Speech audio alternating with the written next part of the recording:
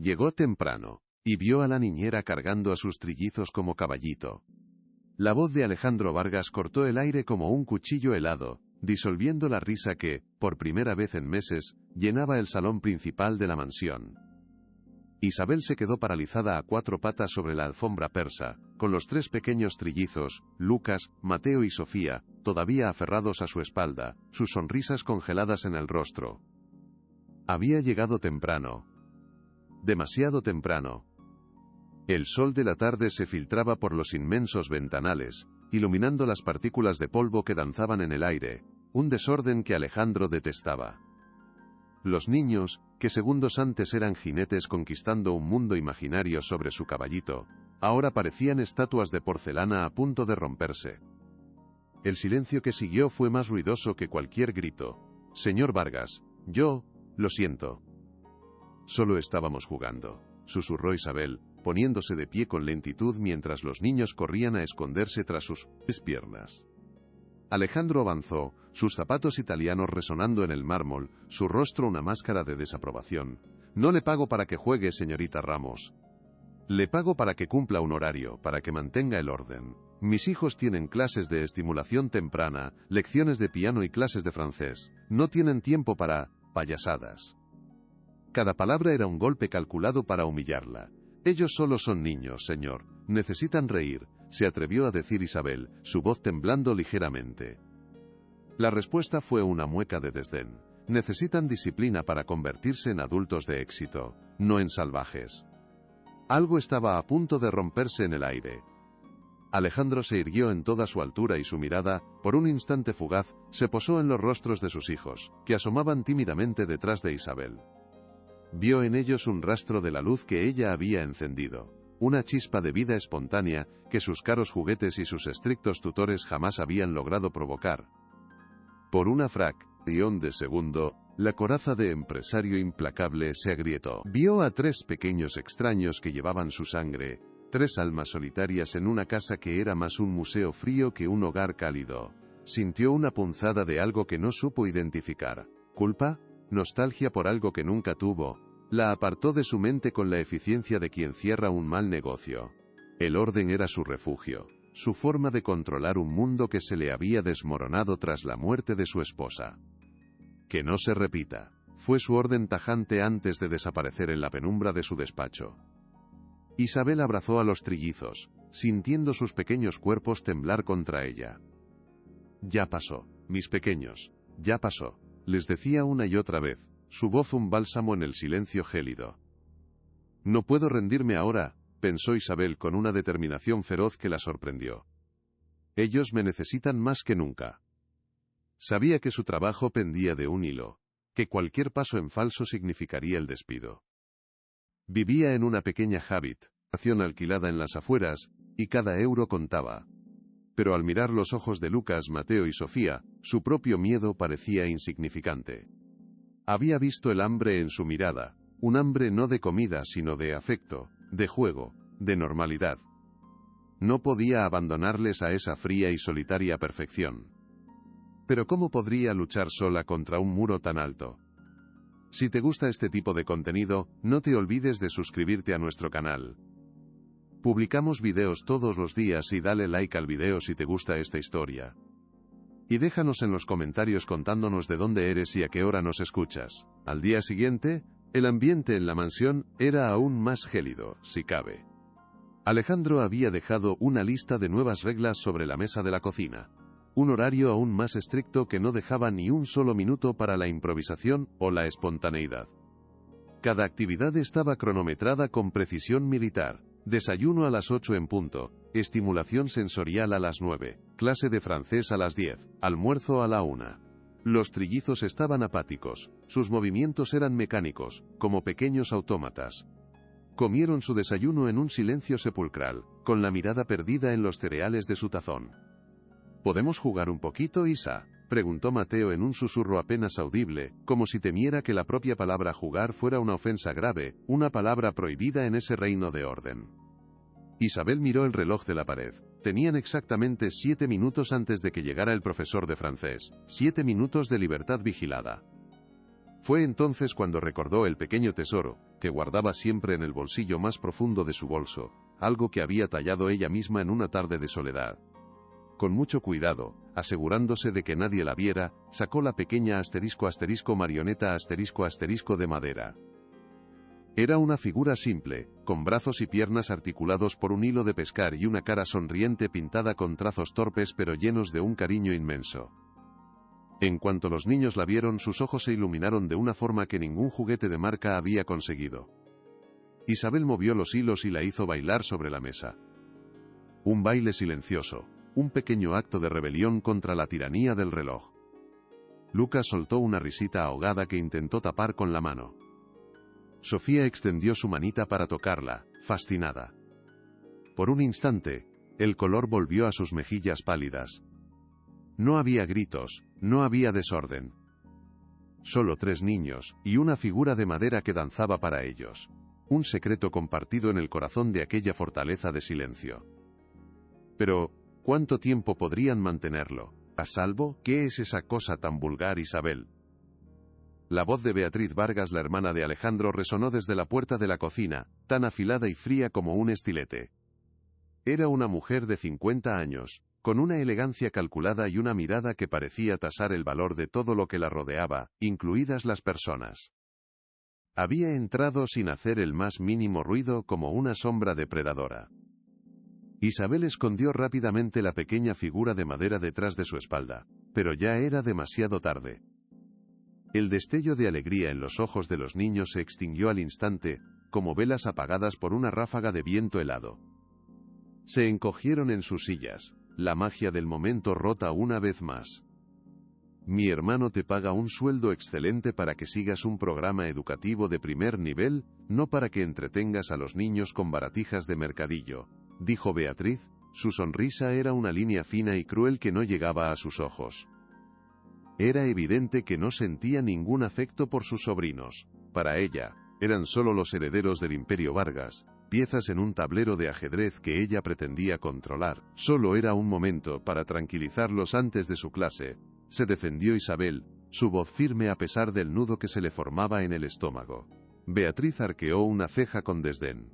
Tranquilizarlos es tarea de los sedantes suaves recetados por el doctor, no de los juguetes plebeyos. Asegúrate de que no vuelva a haber algo así. Alejandro está muy decepcionado con tu falta de profesionalidad. Un desliz más, y estarás en la calle, te lo aseguro. La amenaza era clara, directa y pronunciada con un placer sádico. Se marchó, dejando tras de sí un rastro de perfume caro y una atmósfera enrarecida y tóxica. Isabel se quedó sola con los niños, que la miraban con ojos asustados. No te vayas, Isa, susurró Sofía, su vocecita temblando. No me iré, pequeña, le prometió Isabel, abrazándola con fuerza, aunque un nuevo miedo, mucho más profundo, se había instalado en su corazón. Ya no era solo un padre rígido y ausente, ahora había un enemigo mucho más astuto y peligroso observando cada uno de sus movimientos. Esa noche Isabel no pudo dormir. Daba vueltas en su modesta cama, la amenaza de Beatriz resonando en su mente como un eco incesante. Cada sombra en la habitación parecía tomar la forma de la sonrisa cruel de esa mujer. Tengo que ser más lista que ella, se dijo a sí misma en la oscuridad de su pequeño cuarto alquilado. No puedo permitir que les haga más daño. Lucharé por ellos. A la mañana siguiente, llegó a la mansión con una nueva estrategia, una máscara de perfecta sumisión. Cumpliría el horario al pie de la letra, sería la empleada modelo que ellos querían, pero en los pequeños resquicios de tiempo, en los minutos robados entre una actividad y otra, seguiría construyendo su puente secreto hacia el corazón de los niños. Usaría susurros en lugar de risas, miradas cómplices en lugar de juegos abiertos. Los días siguientes se convirtieron en un delicado y peligroso equilibrio. Isabel era la personificación de la eficiencia frente a Alejandro y Beatriz. La casa permanecía en un silencio sepulcral, las actividades se sucedían con una precisión matemática. Pero cuando estaban solos, aunque fuera por 5 minutos en el cuarto de juegos, o mientras iban al baño, Isabel y los niños creaban su propio mundo clandestino.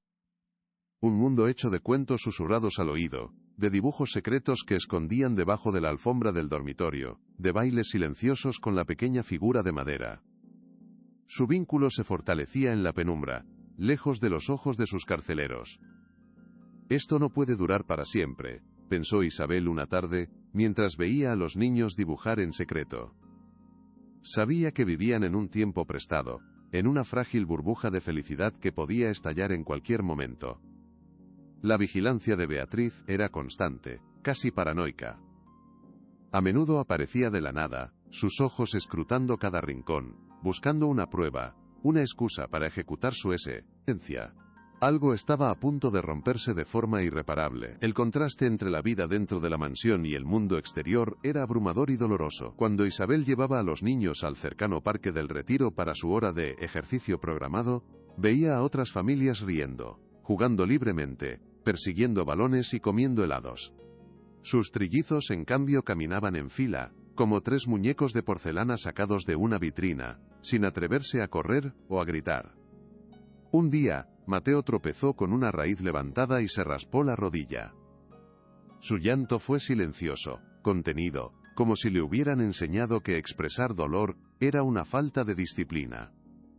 Isabel corrió a su lado, lo abrazó con fuerza y le limpió la herida con un pañuelo. «Ya está, campeón». «Un pequeño rasguño de guerra», le dijo en voz baja, besándole la frente. En ese momento, levantó la vista y vio a Alejandro observándolos desde la distancia, cerca de la puerta del parque.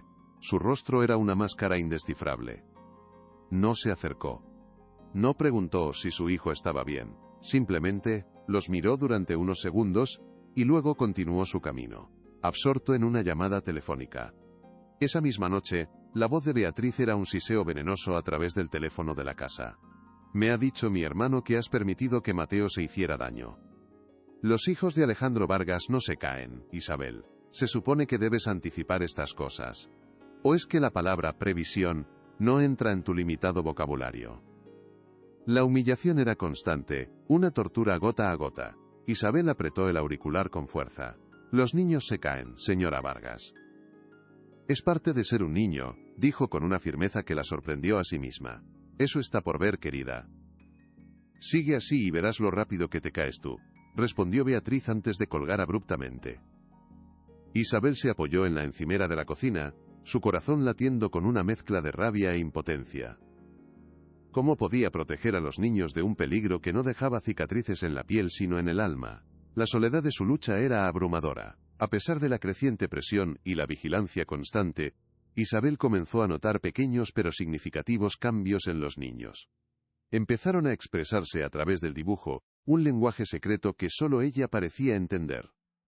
Dibujaban a Isabel como un sol grande y sonriente, con rayos de colores cálidos, y a sí mismos como pequeñas estrellas que giraban a su alrededor, felices y seguras. Pero había otras figuras en esos dibujos que la inquietaron profundamente, que le provocaban un escalofrío en la espalda. Dibujaban a su padre Alejandro como una torre alta y lejana, sin rostro ni manos, un rascacielos inaccesible en el horizonte de sus vidas. Y dibujaban a su tía Beatriz de una manera aterradora. Era una figura oscura, hecha con trazos furiosos de lápiz negro, con líneas afiladas como cuchillos, y una boca que era solo un trazo negro y severo. A veces, la figura de Beatriz estaba sola, ocupando casi toda la página, con los tres niños dibujados muy pequeños en una esquina, como si estuvieran atrapados o a punto de ser engullidos por esa mancha de oscuridad. ¿Quién es esta persona, Sofía?, preguntó Isabel una tarde con la mayor delicadeza posible, señalando la figura sombría en un dibujo de la pequeña. La niña no respondió con palabras. Simplemente tomó el lápiz de color negro y garabateó sobre la figura con una fuerza sorprendente para sus pequeñas manos, hasta que desapareció por completo bajo una mancha oscura y furiosa, como si quisiera borrarla de la existencia. Un escalofrío recorrió la espalda de Isabel. Esos dibujos no eran simples garabatos infantiles, eran un grito de auxilio mudo, un mapa del terror que sentían. La tensión en la mansión era palpable, casi se podía tocar. Alejandro parecía cada vez más ausente, consumido por su trabajo y por la creciente y tóxica influencia de su hermana. En las raras ocasiones en que sus caminos se cruzaban, Isabel notaba una nueva vacilación en su mirada, como si estuviera viendo una película en un idioma que no entendía del todo. Una noche, mientras acostaba a Lucas y le leía un cuento en susurros, el pequeño le dijo algo que la dejó helada, confirmando sus peores temores. Tía Beatriz dice que papá nos dejará con ella para siempre si no somos buenos y no obedecemos. Isabel sintió una oleada de ira tan intensa que tuvo que cerrar los ojos para contenerla.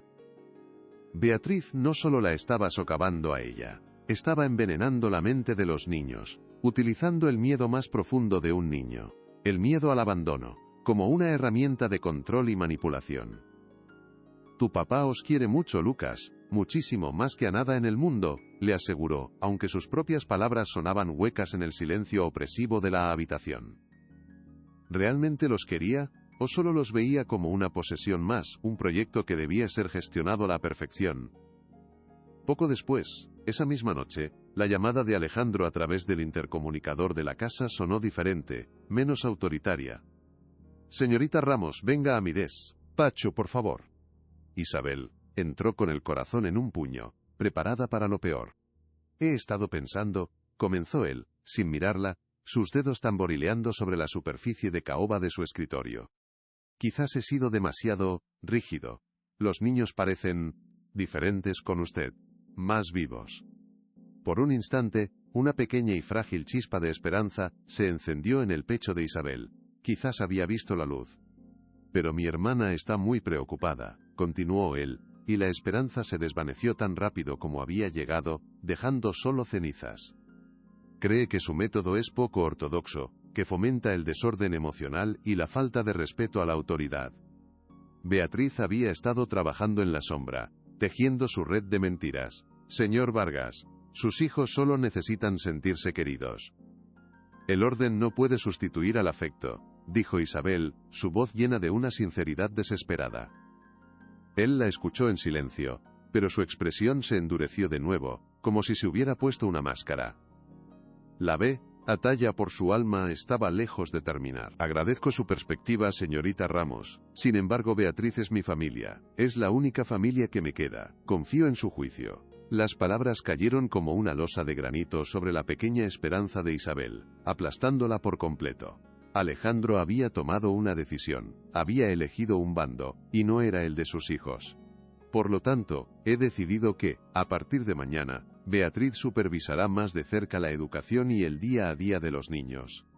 Usted se limitará a seguir sus instrucciones al pie de la letra, sin preguntas ni sugerencias. ¿Está claro? Estaba perfectamente claro. Era una degradación, una humillación. Isabel había perdido la batalla. Ahora sería una mera ejecutora de un programa que, estaba segura, solo causaría más daño a los niños, apretando aún más el torniquete emocional que los asfixiaba. Asintió en silencio, incapaz de articular una palabra, sintiendo el sabor amargo de la derrota en su boca. Salió del despacho sintiéndose completamente vacía y derrotada. Al pasar por el pasillo oscuro, vio a los tres trillizos esperándola al pie de la escalera, sus rostros pálidos llenos de una ansiedad que reflejaba la suya. Al ver su expresión desolada, supieron que algo malo había pasado. Sofía corrió hacia ella, y la abrazó con una fuerza desesperada, aferrándose a su pierna como si fuera un ancla en una tormenta. «No nos dejes, Isa», le rogó con la voz rota. Y en ese abrazo, en el calor de ese pequeño cuerpo tembloroso, Isabel encontró una nueva fuerza, una reserva de coraje que no sabía que tenía. No se rendiría. Si tenía que luchar contra ellos, contra su poder y su dinero, lo haría. Pero ¿cómo podría una simple niñera sin recursos ganar una guerra contra la poderosa familia Vargas? Necesitaba una prueba irrefutable, algo que le abriera los ojos a Alejandro de una vez por todas. Pero Beatriz era demasiado cuidadosa, demasiado astuta. O quizás no. Esa tarde, mientras los niños dormían la siesta bajo la atenta mirada de otra empleada, Isabel decidió dar un paseo por el inmenso jardín. Necesitaba aire fresco, necesitaba pensar lejos de las paredes opresivas de la mansión, que se sentían cada vez más como una prisión.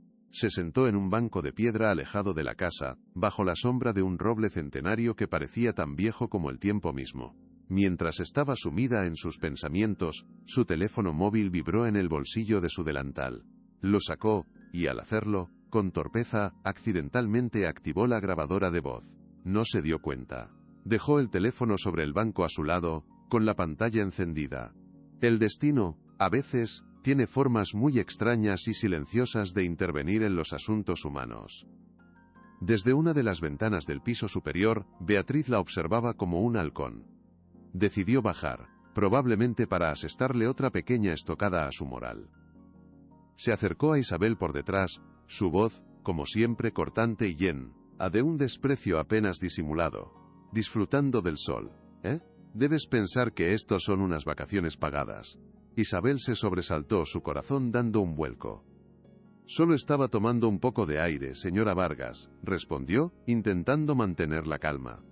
Beatriz sonrió con suficiencia, una sonrisa que nunca llegaba a sus ojos.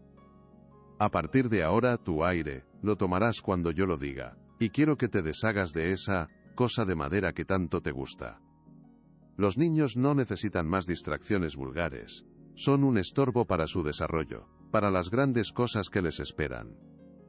La palabra estorbo golpeó a Isabel con la fuerza de un puñetazo físico.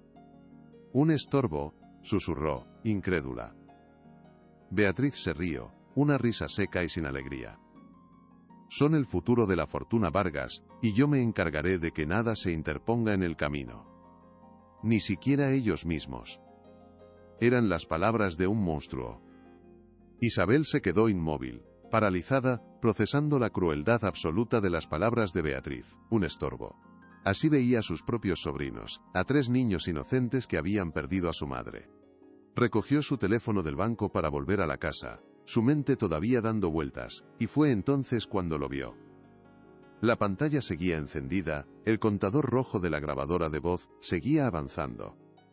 Su corazón dio un vuelco tan fuerte que sintió que se le salía del pecho. Lo había grabado todo. Cada palabra venenosa, cada amenaza velada, la confesión de su desprecio. Lo tenía la prueba irrefutable que necesitaba. Con manos que temblaban tanto que casi se le cae el teléfono, buscó el archivo y lo reprodujo en voz baja. Allí estaba, la voz de Beatriz, clara y nítida, diciendo que los niños eran un estorbo para el futuro de la fortuna familiar. Una oleada de alivio y pavor la invadió al mismo tiempo. Tenía un arma, pero era un arma de doble filo, un arma nuclear. Si se la enseñaba a Alejandro, ¿le creería? ¿O se pondría del lado de su hermana y la despediría inmediatamente, acusándola de espiar y grabar conversaciones privadas ilegalmente? Sabía que usar esa grabación era un riesgo enorme, una apuesta de todo o nada. Podía perder su trabajo, su única fuente de ingresos. Podía perder a los niños para siempre, sin poder protegerlos más. Pero ¿qué otra opción tenía?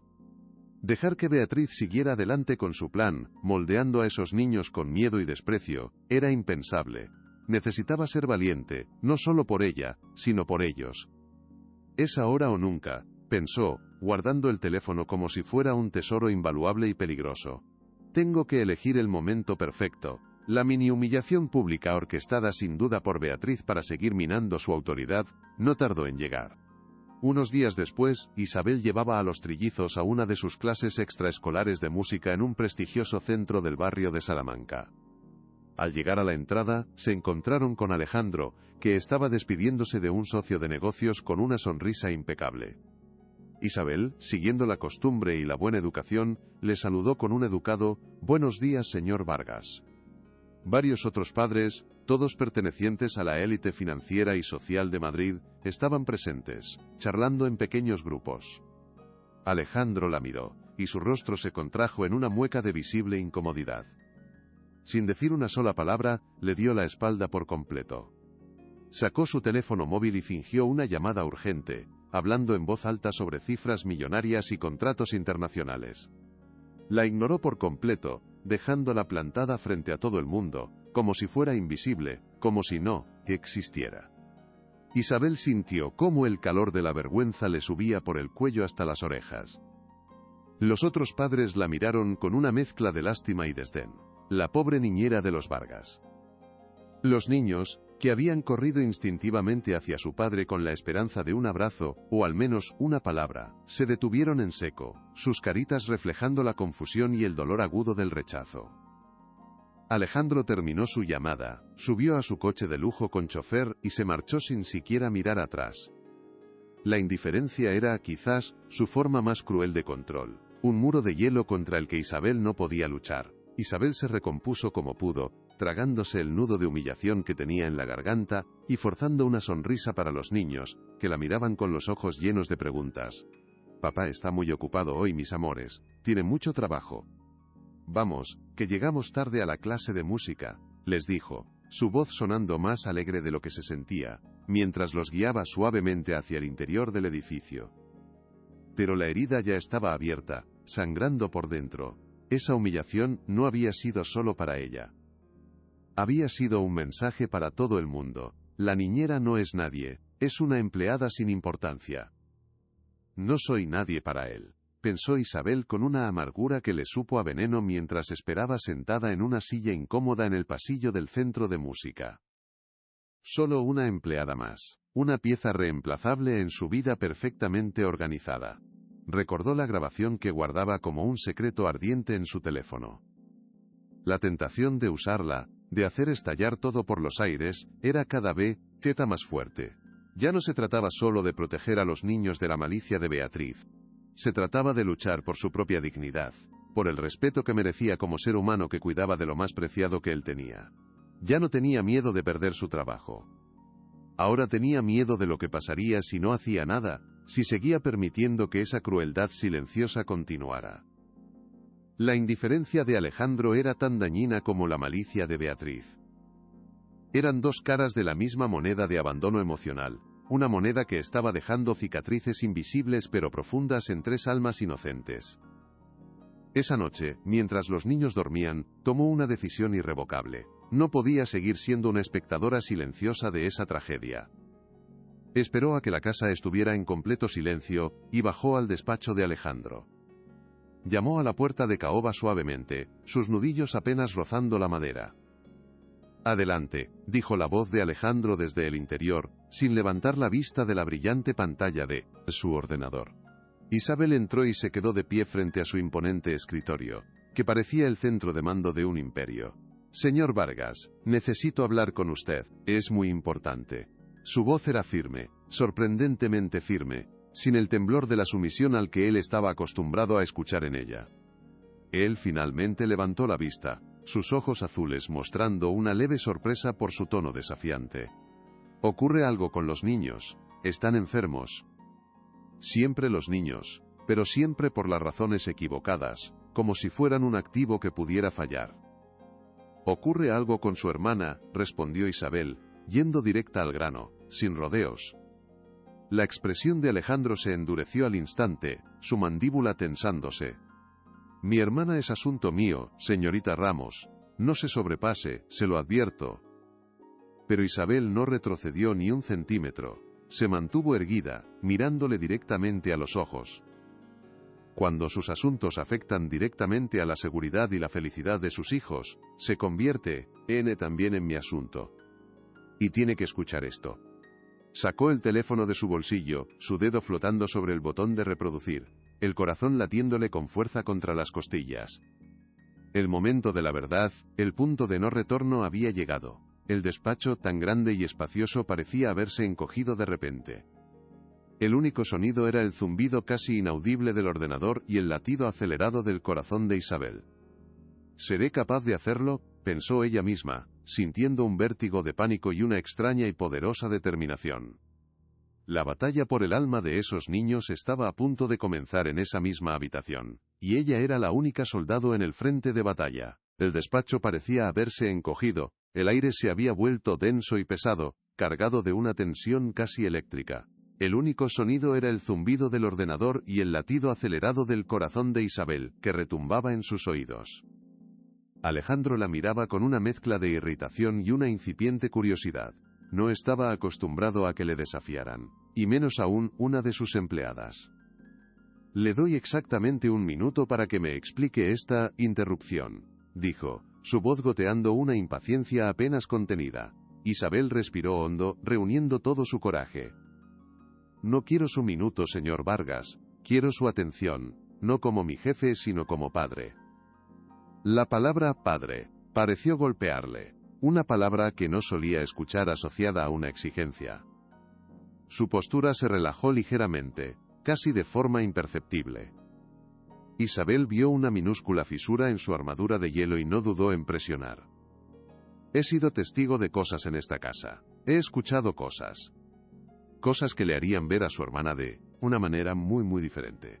Cosas que afectan directamente al bienestar emocional y la seguridad de Lucas, de Mateo y de Sofía.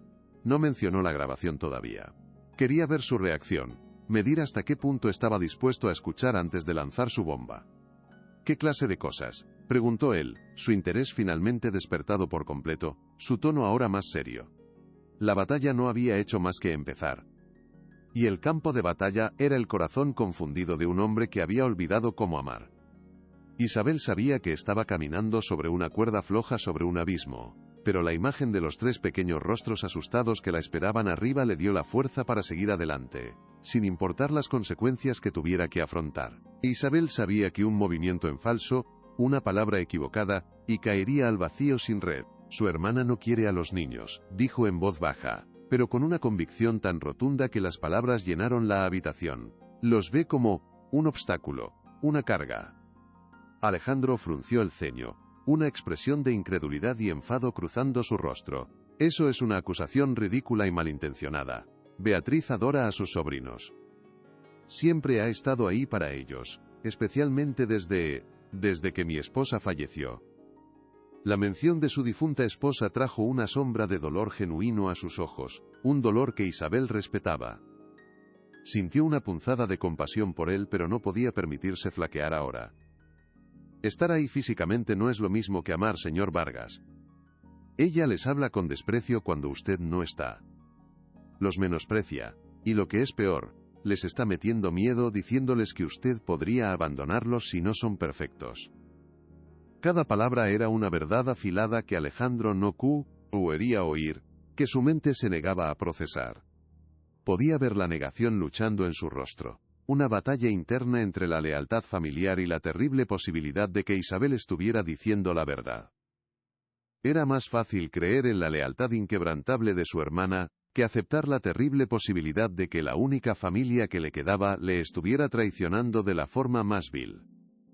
Estaba a punto de descartar sus acusaciones, de llamarla mentirosa y echarla a la calle.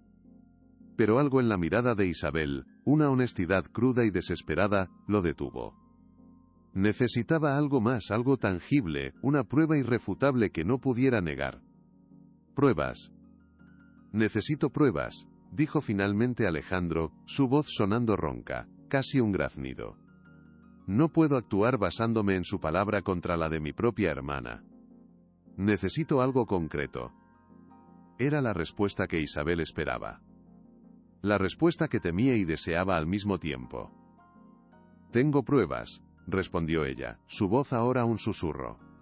Su mano, que aún sostenía el teléfono, temblaba visiblemente. Era el punto de no retorno. Una vez que reprodujera esa grabación, nada volvería a ser igual. La frágil y tensa paz de la mansión Vargas se haría añicos para siempre, y las consecuencias serían impredecibles. Miró a Alejandro a los ojos, buscando una señal, una mínima garantía de que estaba haciendo lo correcto, de que él la escucharía con el corazón, y no solo con la mente de un empresario. Él simplemente la observó, su rostro una máscara de piedra, esperando. El silencio se alargó, denso y expectante, cargado de todo lo no dicho. «¿Y bien?», la instó él, su paciencia llegando al límite, «muéstremelas». Isabel tragó saliva, el nudo en su garganta casi la ahogaba. Sus dedos torpes, temblorosos, buscaron el archivo de audio en la pantalla del teléfono. El futuro de 3 niños inocentes, su seguridad, su felicidad, todo dependía de lo que sucediera en los próximos 60 segundos. El peso de esa responsabilidad era casi insoportable. Con un último aliento de determinación, pulsó el botón de reproducir. La voz de Beatriz, cruel y clara, llenó el silencio del despacho. Son un estorbo para su desarrollo. Yo me encargaré de que nada se interponga en el camino. Ni siquiera ellos mismos. El mundo pareció detenerse en ese instante. El color desapareció por completo del rostro de Alejandro. Se quedó completamente inmóvil, como si se hubiera convertido en una estatua de sal, sus ojos fijos en el teléfono como si fuera una serpiente venenosa a punto de morder. La grabación continuó, cada palabra de Beatriz, era una puñalada directa a la confianza ciega que había depositado en ella durante años. Cuando el audio terminó, el silencio que siguió fue aún más pesado y opresivo que antes. Alejandro no dijo nada durante lo que pareció una eternidad. Simplemente se quedó mirando a la nada, sus ojos desenfocados, su mente procesando la magnitud de la traición, una traición que iba más allá de la simple mentira. Isabel esperó, apenas respirando, el corazón en la garganta. Había jugado su única carta, su carta más poderosa y peligrosa. Ahora todo dependía de él, de su reacción. Lentamente, como si se moviera bajo el agua, Alejandro levantó la vista y la miró. Pero en sus ojos no había gratitud por la verdad revelada, había una furia fría, controlada, aterradora, una furia dirigida no solo a su hermana sino también a ella. La mensajera que había traído las malas noticias y había hecho añicos su mundo ordenado y predecible. «Salga de mi despacho», dijo con una voz apenas audible pero cargada de una amenaza helada que le erizó la piel. Ahora. Isabel, confundida, asustada y con el corazón roto por su reacción, obedeció sin decir una palabra. Salió del despacho y cerró la puerta tras de sí, sintiendo que acababa de cometer un terrible y fatal error. Acababa de sellar su propio destino y, lo que era peor, el de los niños. Mientras subía las escaleras hacia su pequeña habitación, las dudas y el miedo la asaltaron con una fuerza brutal. ¿Y si Alejandro, en su orgullo herido, decidía proteger a su hermana por encima de todo? Podría acusarla de grabar conversaciones privadas, un delito.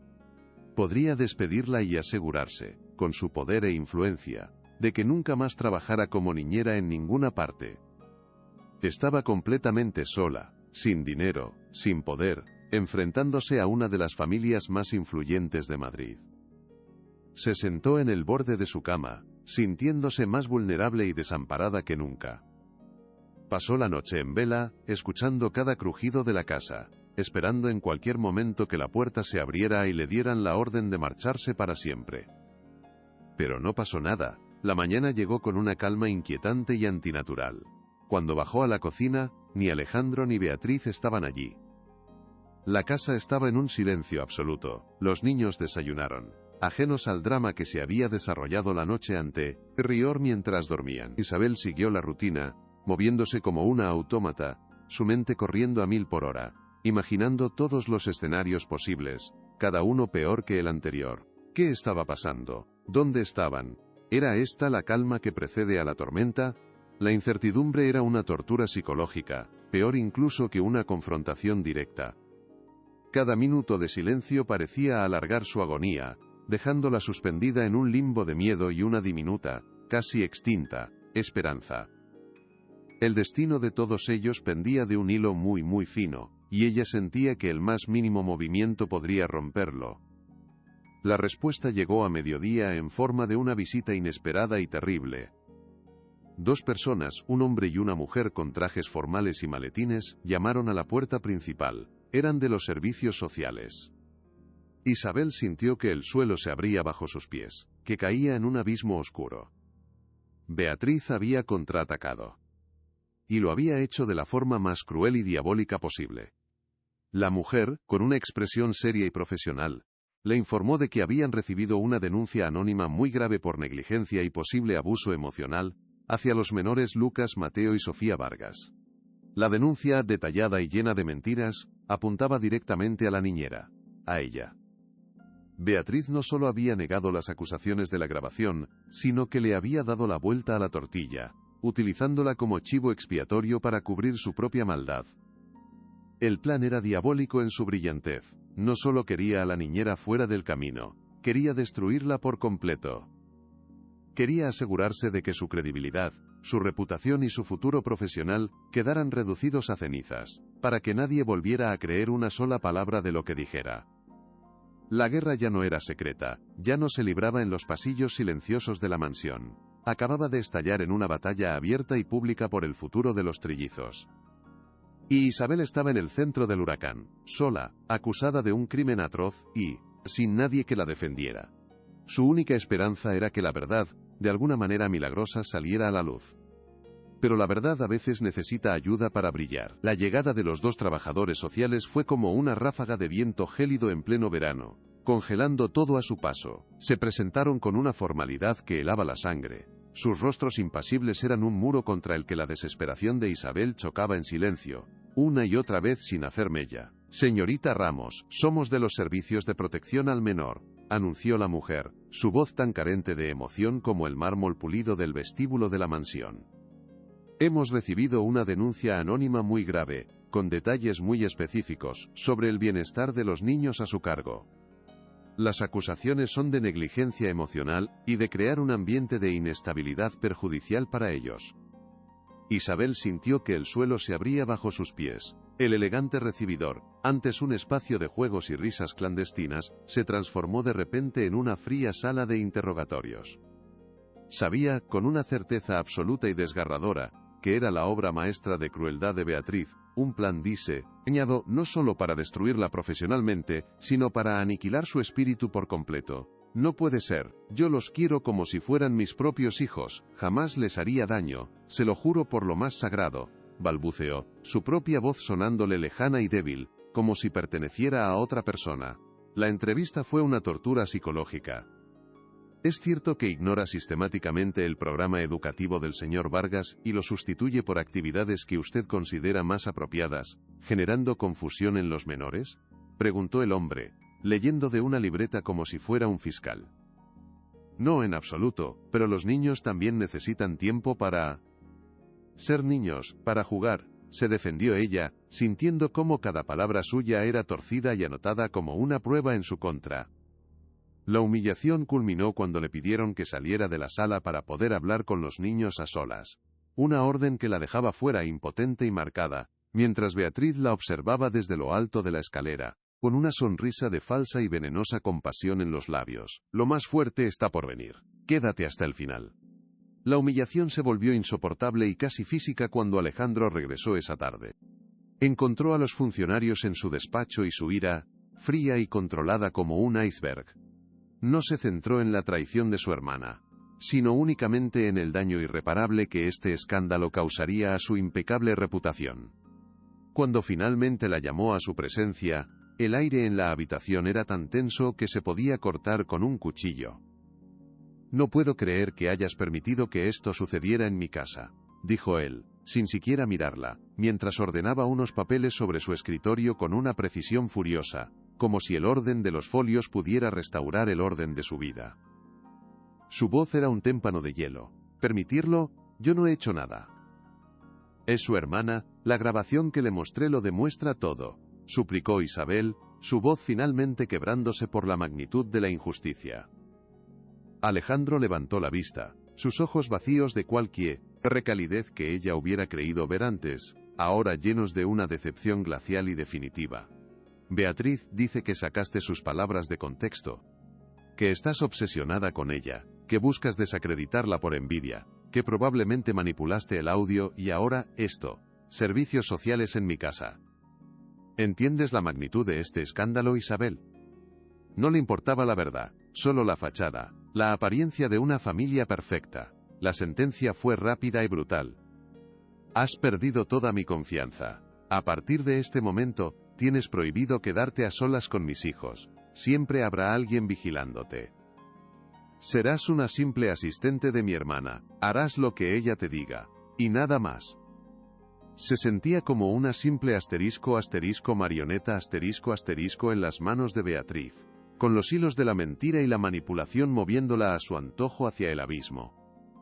La habían despojado de todo, convirtiéndola en una sombra en la casa que había intentado llenar de luz y alegría. Los días que siguieron fueron un lento y tortuoso descenso a un infierno silencioso y asfixiante. Isabel se movía por la mansión como un fantasma, siempre bajo la mirada condescendiente y triunfante de Beatriz, o de alguna otra empleada instruida para vigilar cada uno de sus movimientos, reportando cada palabra y cada gesto. Cada orden trivial. «Isabel, limpia los pinceles de los niños con este disolvente especial. Isabel, ordena estos libros por color, no por autor, es más estético». Era una pequeña puñalada a su dignidad, un recordatorio constante de su nuevo y degradado estatus. Pero el verdadero dolor, el que le oprimía el pecho hasta dejarla sin aire por las noches, provenía de ver a los niños. Percibiendo la tensión y la nueva y forzada distancia de Isabel, se marchitaron como flores sin sol ni agua. Lucas dejó de hablar casi por completo, comunicándose con gestos tristes y encogiéndose cada vez que Beatriz entraba en la habitación. Mateo se despertaba gritando por las pesadillas, hablando de una bruja mala cuy. Él le susurraba cosas en la oscuridad. Y la pequeña Sofía pasaba horas mirando por la ventana, su profunda tristeza partiéndole el alma a Isabel. Tengo que hacer algo, no puedo rendirme por ellos, soy lo único que tienen, aunque no me dejen acercarme, pensó una noche, mientras los veía dormir desde el umbral de la puerta, con otra empleada vigilándola. La oportunidad llegó de forma inesperada. Mientras Beatriz estaba en una larga llamada de negocios, presumiendo de sus logros, Isabel consiguió unos preciosos minutos a solas con los niños en la sala de juegos y vio lo que estaban dibujando. Eran gritos de auxilio en papel. Sofía había dibujado 3 figuras pequeñas encerradas en una jaula, con una figura enorme y oscura acechándolas. Mateo había dibujado un lobo negro a punto de devorar a 3 corderitos asustados. Con manos temblorosas Isabel recogió esos dibujos y los escondió en su bolso. Ya no estaba indefensa, acababa de encontrar una nueva clase de munición, una que nadie podía manipular. La sala del tribunal de familia era un espacio frío e impersonal. Un universo de madera oscura y luz fluorescente que parecía diseñado para despojar a las emociones de todo su color, dejándolas en un gris estéril y burocrático. Isabel se sentía diminuta en su silla, al lado de un abogado de oficio de hombros caídos y mirada cansada que parecía haber perdido la batalla incluso antes de empezarla. Al otro lado, Beatriz Vargas se erguía como una reina de hielo, flanqueada por un abogado de sonrisa afilada y traje a medida que irradiaba una confianza depredadora. Alejandro estaba sentado unas filas más atrás. Su rostro una máscara de piedra indescifrable, una estatua de mármol en su propio drama familiar. El juez, un hombre de mediana edad con gafas que le resbalaban por la nariz, leía el expediente con un aire de aburrimiento profesional. Para él, era solo otro caso, otro martes. Para Isabel, era el fin del mundo o el comienzo de uno nuevo. El abogado de Beatriz se puso en pie, y su voz sonó en el silencio, untuosa y persuasiva. Señoría, estamos aquí por el bienestar de 3 menores vulnerables. 3 niños que han sido sometidos a la influencia de una cuidadora emocionalmente inestable, la señorita Isabel Ramos, cuyos métodos poco ortodoxos y su evidente fijación con la familia Vargas han creado un ambiente de caos y confusión perjudicial para su desarrollo. Cada palabra era una daga envenenada, lanzada con una precisión quirúrgica para destrozar su carácter y su reputación. No puedo derrumbarme ahora, no por mí sino por ellos, pensó Isabel, clavando las uñas en las palmas de sus manos para anclarse en la realidad y no echarse a llorar. El abogado de Beatriz continuó su ataque sistemático, construyendo una narrativa en la que Isabel era la villana principal de la historia, una intrusa que había intentado sembrar la discordia. Presentó informes de expertos pagados, psicólogos que sin haber hablado más de 5 minutos con Isabel, la diagnosticaban con una necesidad patológica de crear dependencia emocional en los niños para asegurar su puesto de trabajo.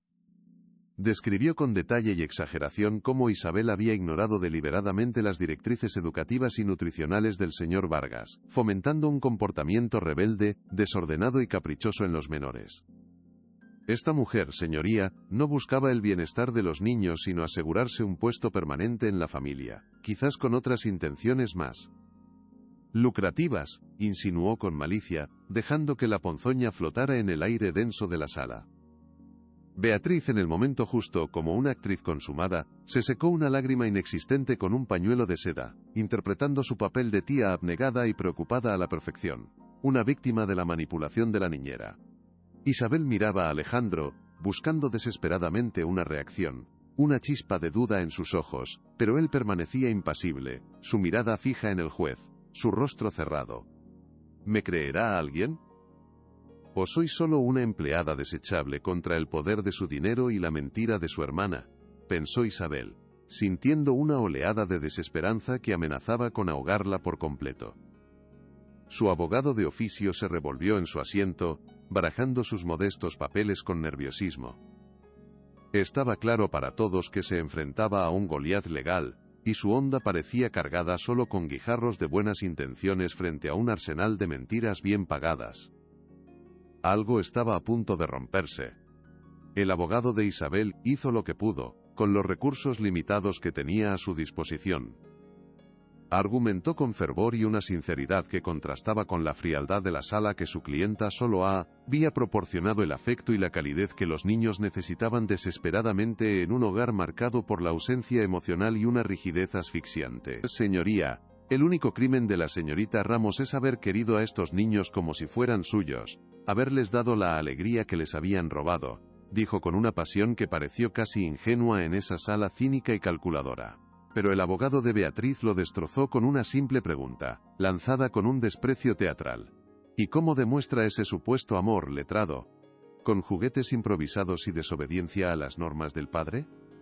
El amor no paga las facturas de una educación de élite ni prepara a los herederos de un imperio para el futuro que les espera. El juez, un hombre pragmático, pareció estar de acuerdo con esa lógica fría y materialista.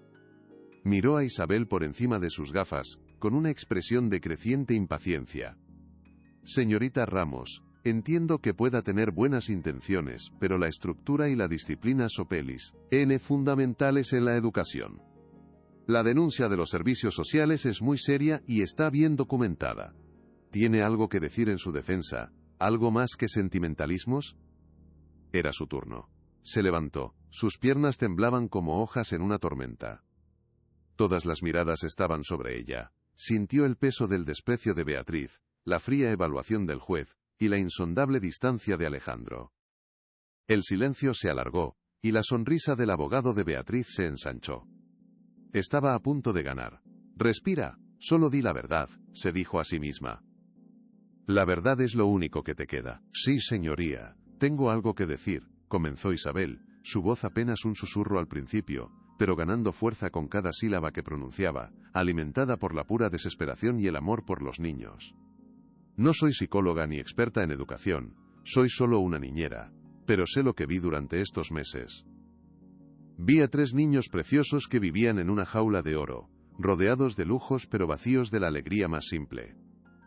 Miró directamente a Alejandro buscando sus ojos a través de la sala, obligándole a escucharla. Usted les dio un palacio, señor Vargas, pero no les dio un hogar. Les dio reglas, pero no abrazos. Les dio un futuro planificado, pero les robó el presente. Yo solo intenté darles esos abrazos que tanto necesitaban para poder respirar. El abogado de Beatriz la interrumpió con un bufido teatral. Protesto, señoría. Esto es un discurso sentimental, no una prueba tangible. Es completamente irrelevante para el caso. Pero el juez levantó una mano, su curiosidad finalmente, picada por la sinceridad cruda en la voz de Isabel. Déjela continuar, ordenó con una nueva autoridad en su tono que sorprendió a todos. Isabel respiró hondo, sintiendo que una pequeña puerta se abría en el muro de indiferencia. Las pruebas no siempre vienen en informes sellados y escritos por expertos bien pagados. A veces vienen en un trozo de papel garabateado por la mano de un niño.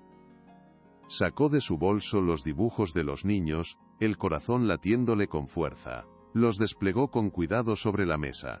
El silencio en la sala se hizo más profundo, más tenso.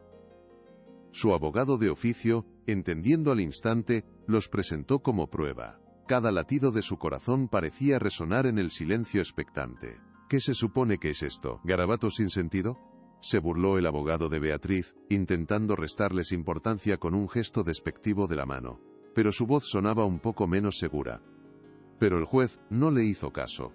Se inclinó hacia adelante, observando los dibujos con una atención renovada que nadie esperaba, ajustándose las gafas. Explíquese, señorita Ramos, dijo, su voz ahora desprovista de aburrimiento, teñida de un interés genuino. Isabel señaló el primer dibujo, el de Sofía.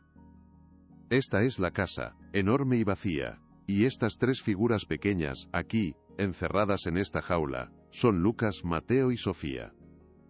Y esta figura grande y oscura que los acecha desde fuera, con ojos rojos y manos como garras, es su tía Beatriz. Un murmullo de sorpresa recorrió la sala. Beatriz se puso pálida por primera vez, su máscara de compostura comenzando a agrietarse peligrosamente. Alejandro se inclinó hacia adelante en su asiento, sus nudillos blancos de apretar con fuerza el respaldo del banco de delante.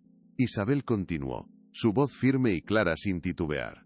Y este es de Mateo, un lobo negro a punto de devorar a 3 corderitos indefensos. Me dijo que el lobo le susurra cosas por la noche, que le dice que su papá no los quiere y que son un estorbo. La mirada de Alejandro se clavó en su hermana, una mirada de creciente horror y una comprensión que parecía dolorosa. La máscara de piedra comenzaba a resquebrajarse, a mostrar las grietas de la duda. Esos dibujos eran más elocuentes que cualquier testimonio. Eran ventanas directas al alma aterrorizada de sus hijos, un grito de auxilio mudo en forma de cera y papel. Beatriz se puso en pie de un salto, su autocontrol finalmente hecho añicos, incapaz de contenerse más. Es una mentirosa, una manipuladora. Está poniendo a los niños en mi contra. Siempre me ha odiado porque envidia mi posición, mi familia. Quiere mi dinero, el dinero de mi hermano. Es una vulgar arribista. Su compostura se había roto por completo. Revelan la histeria y la fealdad que se escondían bajo la superficie helada y elegante. El juez la miró con una severidad glacial, su paciencia completamente agotada. Siéntese, señora Vargas. Si no lo hace, la haré desalojar de la sala inmediatamente. Beatriz obedeció a regañadientes, temblando de rabia contenida, su rostro contorsionado por una furia que ya no podía disimular, mostrando su verdadero rostro a todos. Isabel sabía que era el momento de dar el siguiente paso, de asestar el golpe definitivo y final. Tengo algo más, señoría, algo que no son dibujos sino palabras. Sacó su teléfono, sus manos sorprendentemente firmes en ese momento crucial. Su abogado tomó el dispositivo y lo conectó a los altavoces de la sala, un acto técnico que pareció cargado de un inmenso y pesado simbolismo. Es una grabación de una conversación que tuve con la señora Vargas en el jardín de la mansión. Se grabó por accidente, mi teléfono estaba en el bolsillo de mi delantal. El abogado de Beatriz protestó con acento agudo de nuevo, su voz sonando desesperada, casi un chillido. Protesto, es una grabación ilegal, una violación de la privacidad, no puede ser admitida como prueba. Pero el juez, ahora completamente absorto en el drama que se desarrollaba ante sus ojos, desestimó la protesta con un gesto impaciente de la mano. Quiero escucharla, sentenció. La voz de Beatriz, cruel, nítida y desprovista de cualquier atisbo de afecto, llenó el silencio sepulcral de la sala, cada palabra rebotando en las paredes de madera. Esos niños son un lastre para la ambición de Alejandro, lo distraen. Son un estorbo para su desarrollo, pero no te preocupes, yo me encargaré de que nada se interponga en el camino, ni siquiera ellos mismos. La grabación terminó, pero el eco de esas palabras terribles permaneció en el aire, tóxico e irrefutable, como un veneno invisible. El rostro de Alejandro era un poema de devastación absoluta. La traición de su hermana, la mujer en la que había confiado ciegamente la vida de sus hijos, era ahora una verdad pública, desnuda y humillante. Se levantó lentamente, como un hombre que se despierta de una larga pesadilla para encontrar que el monstruo es real y duerme en su propia casa. Beatriz, susurró, su voz rota por el dolor y la incredulidad, el sonido de un corazón rompiéndose. Ella lo miró, sus ojos desorbitados por el pánico, buscando desesperadamente una excusa que no existía. Alejandro, no es lo que parece. Ella lo editó, lo sacó de contexto. Tienes que creerme. Soy tu hermana. Pero sus mentiras ya no tenían poder, se disolvían como azúcar en ácido bajo la luz cruda de la verdad. El juez miró a Beatriz con un desprecio helado que la hizo encogerse en su asiento. Señora Vargas, sus palabras parecen bastante claras.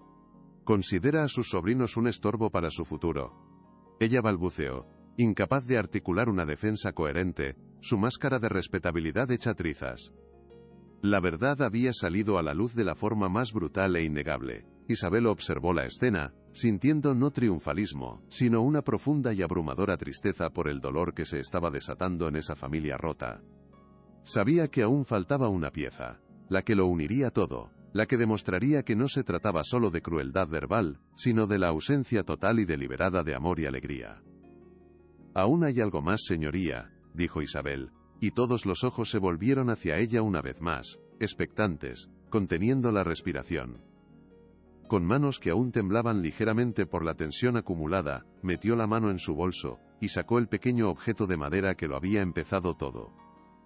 Lo sostuvo en alto para que todos lo vieran, desde el juez hasta el último rincón de la sala.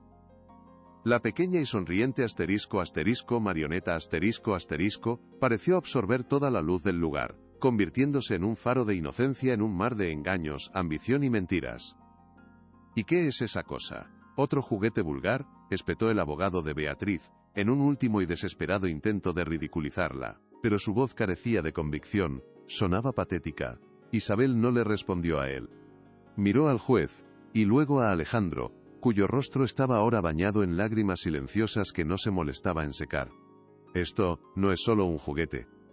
Es la única cosa que ha hecho reír a sus hijos en meses. La tallé yo misma porque no tenían nada que despertar a su imaginación, su alegría. Esta simple figura se convirtió en su amiga, en su único secreto feliz en una casa de silencios. El aire en la sala pareció vibrar con la simple y poderosa verdad de sus palabras.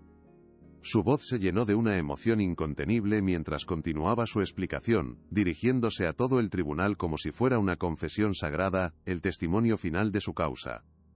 Y la señora Vargas quería que me deshiciera de ella, la llamó, vulgar, una distracción barata. No porque fuera perjudicial para los niños, señoría, sino porque era algo que ella no podía controlar. Era un símbolo de un afecto que ella no podía darles y no querer. Y, con acento agudo, que nadie más se lo diera. Un afecto que no costaba dinero, que no se podía comprar ni poner en una hoja de cálculo. Dejó la pequeña figura sobre la mesa del juez con una delicadeza reverencial.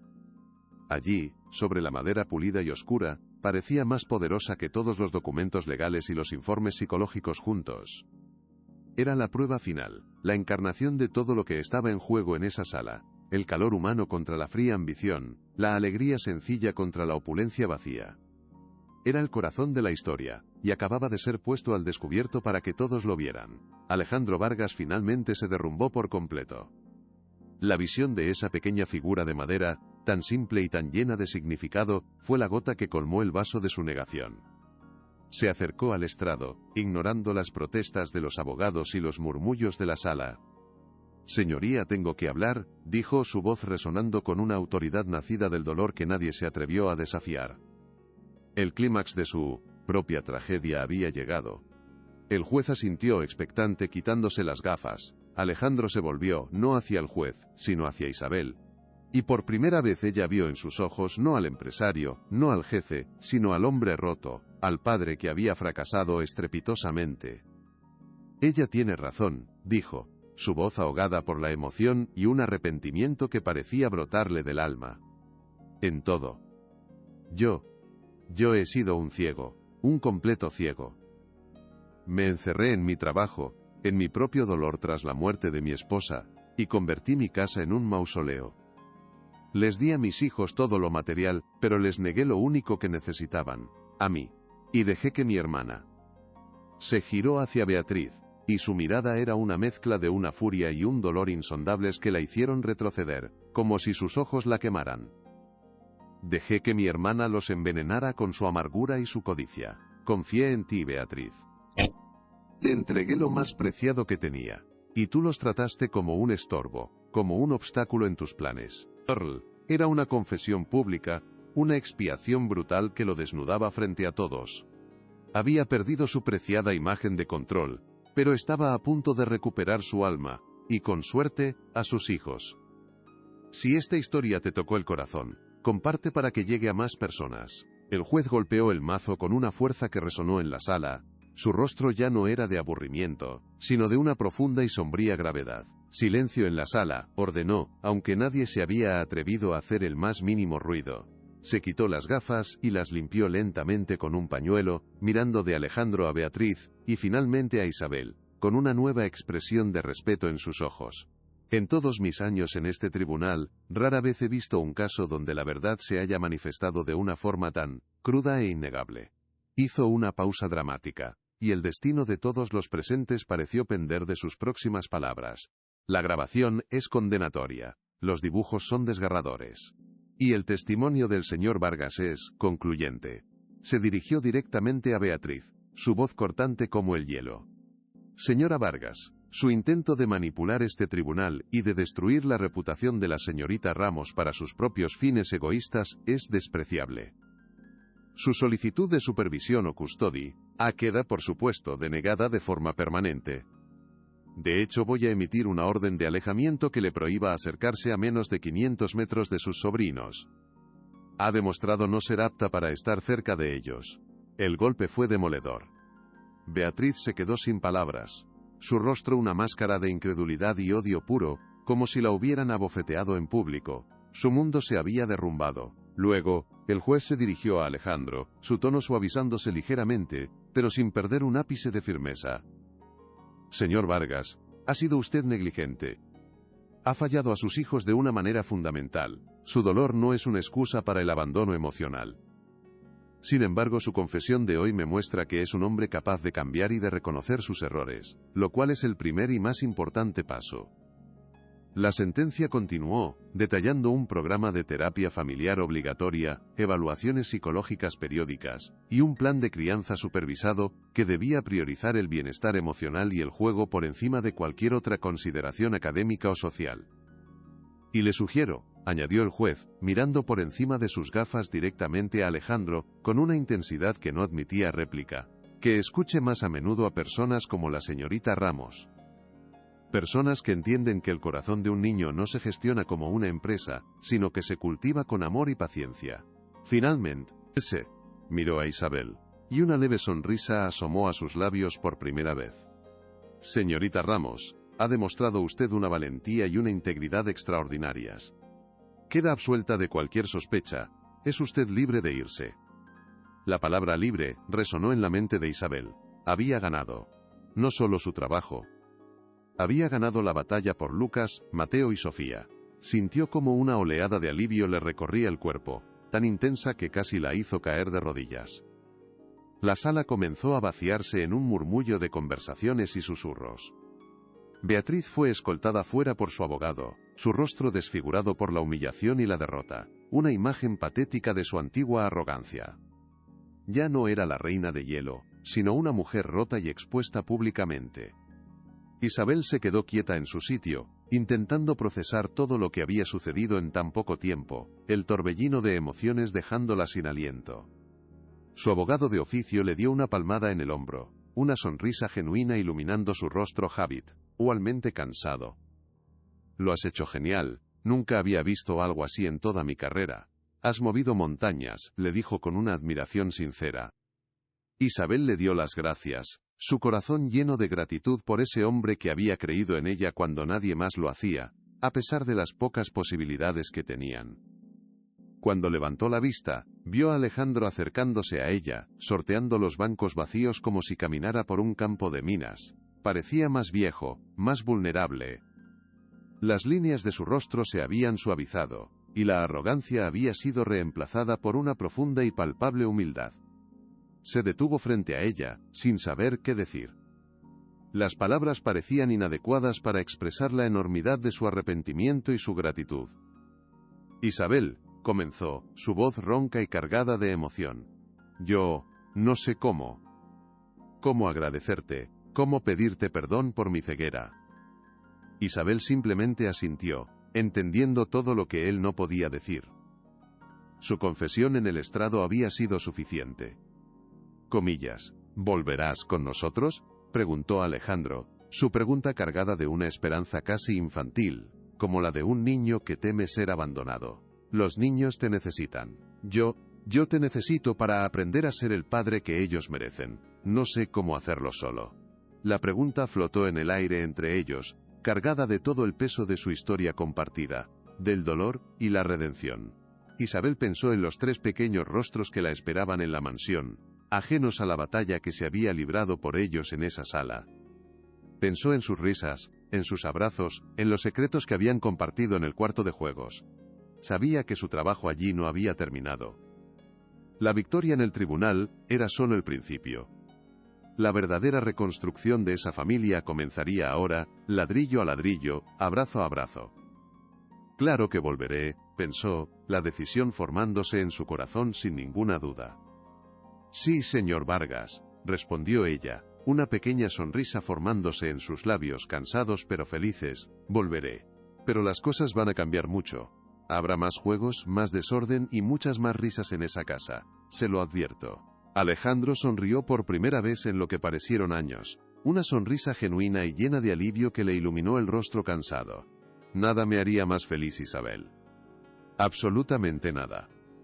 Salieron juntos del tribunal, dejando atrás el mundo frío de la ley y caminando hacia la incierta pero esperanzadora promesa de un futuro diferente, un futuro que construirían juntos. El regreso a la mansión fue surrealista. El aire, antes pesado y opresivo, ahora parecía ligero y lleno de posibilidades, como si alguien hubiera abierto todas las ventanas después de una larga tormenta. Cuando los trillizos vieron a Isabel entrar por la puerta, corrieron hacia ella gritando su nombre, sus pequeños cuerpos chocando contra ella en un abrazo tumultuoso que casi la derriba.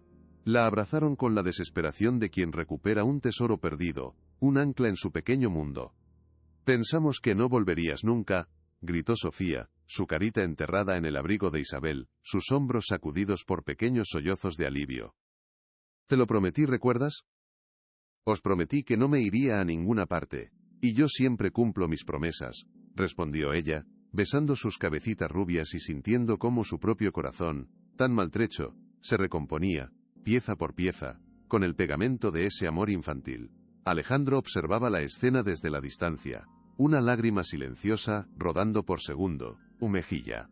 Era la primera vez que lloraba desde la muerte de su esposa. Eran lágrimas de arrepentimiento, de gratitud, y de una naciente esperanza. Comprendió en ese instante que la riqueza que había acumulado durante toda su vida no valía nada comparada con la pureza y la sinceridad de ese abrazo. «He estado tan equivocado, en todo», pensó, un torrente de autoconciencia inundándolo por completo. Había estado buscando el éxito en los rascacielos y los balances de cuentas, cuando el verdadero legado estaba allí mismo, en los brazos de la niñera que había estado a punto de destruir por su orgullo y su ceguera. Esa misma tarde, algo que parecía un milagro sucedió en la silenciosa y ordenada mansión Vargas. Alejandro entró en la sala de juegos, donde los niños lo miraban con una mezcla de curiosidad y el recelo de siempre. Se sentó en el suelo, con sus caros pantalones de traje arrugándose sobre la alfombra, un gesto que nunca antes había hecho, y dijo las palabras que los niños nunca habían esperado oír de él. «¿Me enseñáis a jugar?» Lucas, Mateo y Sofía lo miraron con asombro, como si su padre fuera un extraterrestre que acababa de aterrizar en su planeta y les hablara en un idioma desconocido. Isabel, observando desde la puerta con el corazón en un puño, le guiñó un ojo en señal de ánimo. Poco a poco, los niños se acercaron, tímidamente al principio, como pequeños cervatillos. Le enseñaron sus dibujos, le explicaron las reglas de sus juegos imaginarios.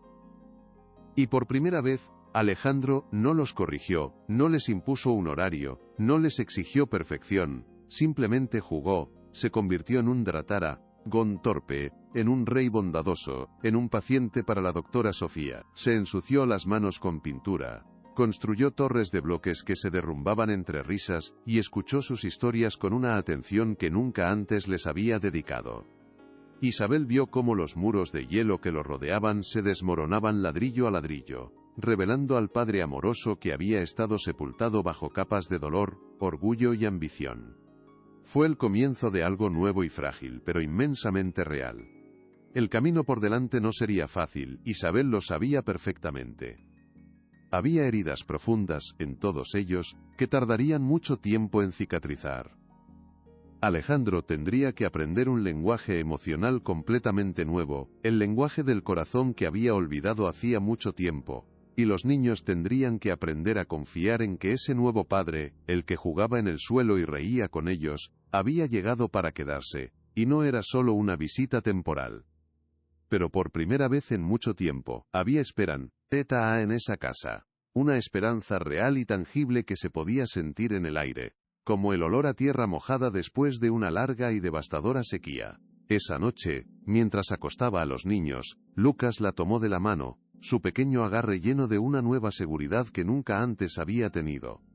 «Isa, ¿papá va a jugar con nosotros mañana también?», preguntó, sus ojos llenos de una expectación frágil, casi temerosa de la respuesta. «Estoy segura de que sí, mi amor», le respondió ella, acariciándole el pelo con suavidad. Creo que a papá le ha gustado mucho ser un dragón torpe. Quizás mañana quiera ser un pirata. El pequeño sonrió, una sonrisa tranquila y feliz, y se acurrucó bajo las sábanas, cerrando los ojos. Isabel se quedó mirándolos dormir, sus pechos subiendo y bajando al ritmo de una respiración pacífica y profunda. Había luchado contra gigantes y había ganado. Se había enfrentado al poder, al dinero y a la crueldad, armada solo con la verdad y un amor inmenso.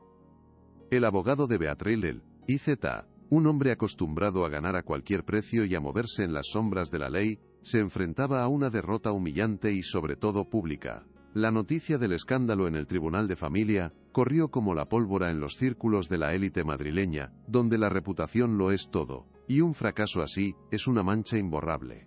Su prestigio, construido sobre una base de tácticas agresivas y una moralidad flexible, quedó seriamente dañado. Varios de sus clientes más importantes, preocupados por la mala prensa y el riesgo de asociarse con un perdedor tan notorio, comenzaron a distanciarse discretamente, buscando bufetes menos controvertidos. En las semanas siguientes, su prestigioso bufete perdió 2 cuentas millonarias, un golpe financiero que se sumó al descrédito profesional.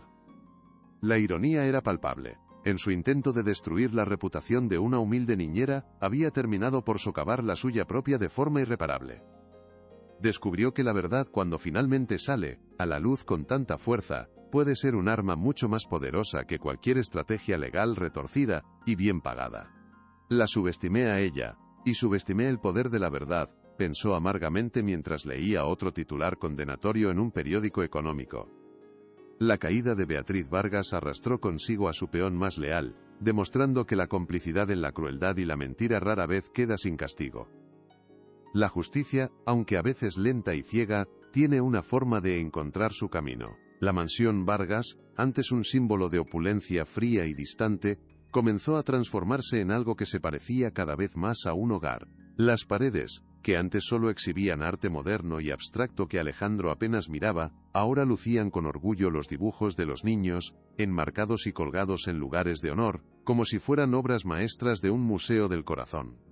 El silencio sepulcral fue reemplazado por el sonido de risas, de carreras por los pasillos, y ocasionalmente, del piano siendo tocado no con la precisión de una lección obligatoria, sino con la alegría caótica de la improvisación y la experimentación. Alejandro cambió radicalmente su rutina, un cambio que sorprendió a todos en su empresa.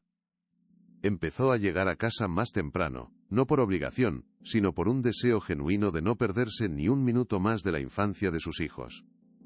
Delegó más responsabilidades en su empresa, descubriendo con asombro que el imperio inmobiliario no se derrumbaría si él no estaba presente, en las 24 horas del día. He estado invirtiendo en los edificios equivocados toda mi vida, le confesó a Isabel una tarde, mientras veían a los niños jugar en el jardín. La única construcción que realmente importa es esta, la que estamos haciendo aquí, en casa. Isabel sonrió. El cambio en él era profundo y sincero. Estaba construyendo puentes hacia sus hijos, puentes hechos de tiempo, amor, paciencia y muchas risas. Isabel ya no era solo la niñera, se había convertido en una parte indispensable de la familia, una consejera, una confidente y la arquitecta de esa nueva felicidad que florecía cada día en los rincones antes sombríos de la mansión. Alejandro insistió en triplicar su sueldo y establecer un fondo fiduciario para su futuro, como una forma torpe pero sincera de reparar el daño que había permitido y agradecerle su valentía. Pero ella sabía que su verdadera recompensa no era económica. Era ver la luz, volver a los ojos de los trillizos, ver a Alejandro redescubrir la paternidad con la torpeza de un principiante, ser testigo de la sanación diaria de esa familia rota que estaba aprendiendo a amarse de nuevo. Las sesiones de terapia familiar, al principio incómodas y llenas de silencios, se convirtieron en un espacio seguro para hablar de sus miedos y de su dolor. Los niños aprendieron a expresar su tristeza por la pérdida de su madre, un tema que había sido tabú, y Alejandro aprendió a escucharlos sin intentar arreglarlo todo, simplemente ofreciendo su presencia, su consuelo y sus abrazos. La sombra de Beatriz se desvaneció lentamente, convirtiéndose en un recuerdo lejano, una lección dolorosa sobre la confianza y la traición. La casa ya no era un museo de la perfección, sino un lienzo vivo, lleno de las manchas, los colores y las imperfecciones maravillosas de una vida vivida con amor y perdón. La noticia de la valiente lucha de Isabel en el tribunal no pasó desapercibida. Un pequeño periódico local, conocido por sus reportajes humanos, publicó un artículo sobre el caso, centrándose en el poder del testimonio de una niñera contra una familia influyente. La historia, con su claro mensaje de que el amor y la integridad pueden prevalecer sobre el dinero y el poder, resonó profundamente en la comunidad. Otras niñeras y trabajadoras del hogar, que a menudo se sentían invisibles y sin voz en una sociedad que no las valoraba lo suficiente, contactaron a Isabel a través de una pequeña red social que se creó a raíz del artículo. Compartieron sus propias historias de injusticia, de abuso de poder, de sentirse solas. Se dieron cuenta de que no estaban solas, y de que era posible luchar. Inspirada por esta respuesta inesperada y abrumadora, Isabel comenzó a pensar más allá de los muros de la mansión Vargas. ¿Y si su experiencia pudiera ayudar a otros? ¿Y si pudiera crear un sistema de apoyo para aquellas personas que, como ella, dedicaban su vida a cuidar de los hijos de otros, a menudo en condiciones de vulnerabilidad y desprotección?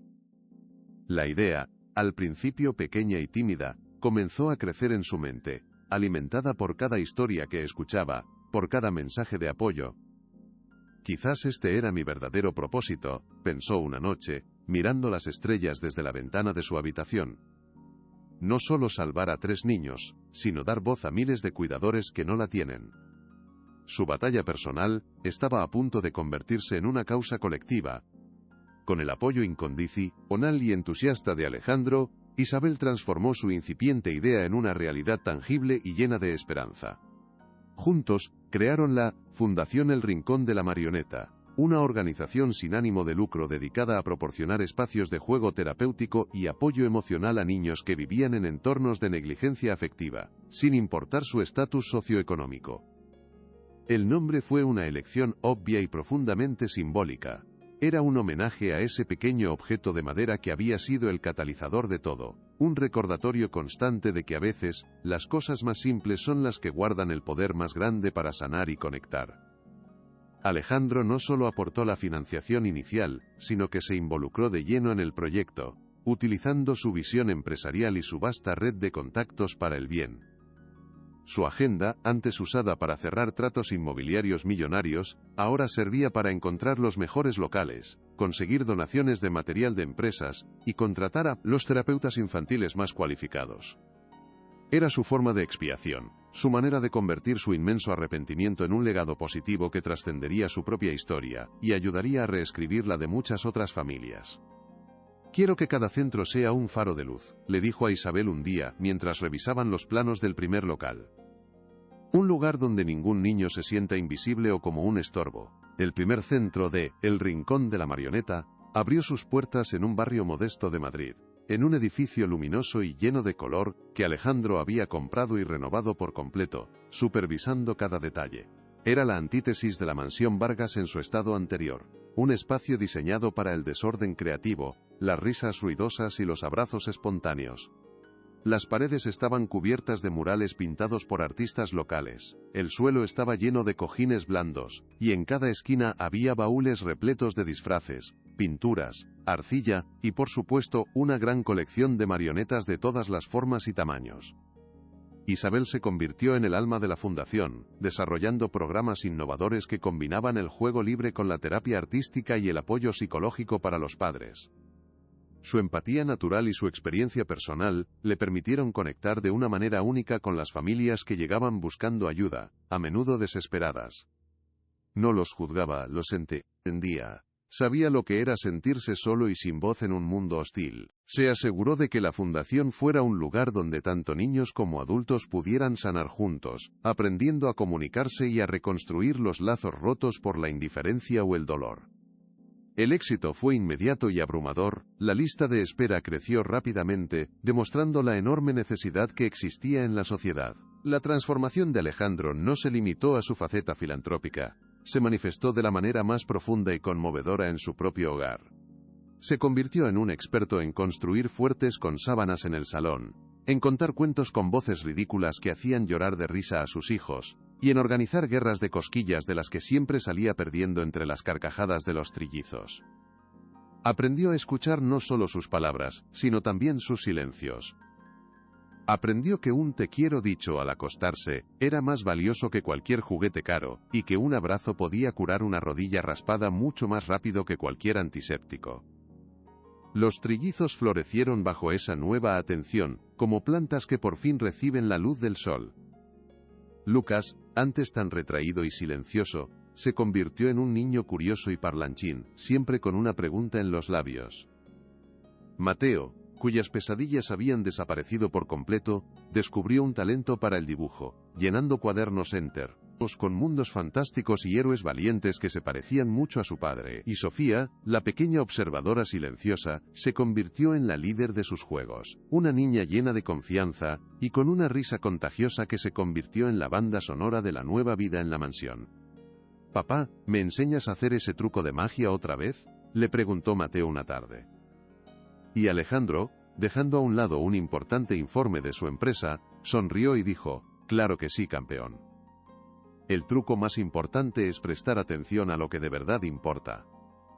La relación entre Isabel y Alejandro evolucionó de una manera natural y silenciosa, como una planta que crece hacia el sol sin que nadie se dé cuenta del movimiento exacto, pero un día descubren que ha florecido. El respeto profesional dio paso a una amistad profunda, forjada en la experiencia compartida de la crisis y la reconstrucción. Se convirtieron en un equipo, en socios, no solo en la fundación, sino también en la crianza de los niños. Pasaban horas hablando por la noche, después de que los trillizos se durmieran, compartiendo sus esperanzas y sus miedos, sus ideas para el futuro y sus reflexiones sobre el pasado. Él admiraba su fuerza, su integridad y su inmensa capacidad para amar, y ella admiraba su humildad para cambiar, y su dedicación para reparar sus errores. No hubo una gran declaración de amor, no fue necesario. El romance se construyó con gestos pequeños y cotidianos, con miradas de complicidad. Una tarde, mientras trabajaban hasta tarde en la fundación, él le trajo una taza de té, exactamente como a ella le gustaba, con una rodaja de limón, y sin azúcar. «Sé que estás cansada», le dijo simplemente. «Gracias por no rendirte nunca, ni conmigo ni con ellos». En ese simple acto de cuidado, en esa mirada llena de gratitud, Isabel supo que había encontrado su hogar, no en una mansión, sino en el corazón de esa nueva familia que ella misma había ayudado a crear desde las cenizas. «¿Cómo podría rendirme?», pensó ella, «si todo esto es la prueba de que vale la pena luchar por el amor». El legado de su lucha se extendió más allá de lo que jamás hubieran imaginado. La fundación se convirtió en un modelo a nivel nacional, y su metodología de terapia a través del juego fue estudiada y replicada por otras organizaciones en diferentes ciudades. Isabel fue invitada a dar charlas en universidades y congresos sobre bienestar infantil. Su voz, antes silenciada y despreciada, ahora era escuchada con respeto y admiración. Se convirtió en una defensora incansable de los derechos de los niños a tener una infancia feliz, y de la importancia de valorar el trabajo de los cuidadores, un colectivo a menudo invisible. Alejandro, por su parte, utilizó su influencia en el mundo empresarial para promover políticas de conciliación familiar y responsabilidad social corporativa, animando a otros líderes a invertir en el bienestar de sus empleados y sus familias. La historia de su transformación personal se filtró en algunos medios, no como un escándalo, sino como un ejemplo inspirador de redención y cambio. «Perdí mi camino», admitió en una rara entrevista. «Estaba construyendo un imperio de ladrillos y cemento, pero casi dejó que mi propio hogar se convirtiera en ruinas. Una mujer valiente y 3 niños pequeños me enseñaron lo que es ser verdaderamente rico». La mansión ya no era una fortaleza de silencio, sino un centro de amor y actividad, siempre abierta a los amigos de los niños y a las familias de la fundación, un lugar de encuentro y alegría. Un día de primavera, mientras paseaban por el Parque del Retiro, el mismo lugar donde meses antes se había sentido tan sola y humillada, Alejandro se detuvo junto al estanque. Los niños corrían delante, persiguiendo palomas, sus risas flotando en el aire como música. Él tomó la mano de Isabel, un gesto que ya se había vuelto familiar y reconfortante para ambos. «A veces todavía no puedo creer lo ciego que fui, lo estúpido que fui», dijo en voz baja, mirando a sus hijos con una adoración que le llenaba los ojos. «Estaba tan obsesionado con protegerlos del dolor del mundo que les construí una prisión. Tú les devolviste la libertad». Isabel apretó su mano con cariño. No fui yo sola, Alejandro. Fuiste tú quien tuvo el valor de derribar los muros. Tú les devolviste a su padre, y eso es lo que más necesitaban. Se quedaron en silencio por un momento, simplemente observando la escena. El sol se filtraba entre los árboles, creando patrones de luz y sombra en el suelo. Era una imagen de paz-pes, RFEZTA, una paz que habían luchado muy duro por conseguir. Quiero que esta sea nuestra vida siempre, dijo él, volviéndose hacia ella, su mirada intensa y sincera. Llena de esto, de risas, de sol, de desorden y de amor. No era una propuesta de matrimonio formal, sino algo mucho más profundo. Era una promesa de un futuro compartido, construido sobre las bases sólidas de la verdad, el perdón y un amor que había nacido de las cenizas de una familia rota.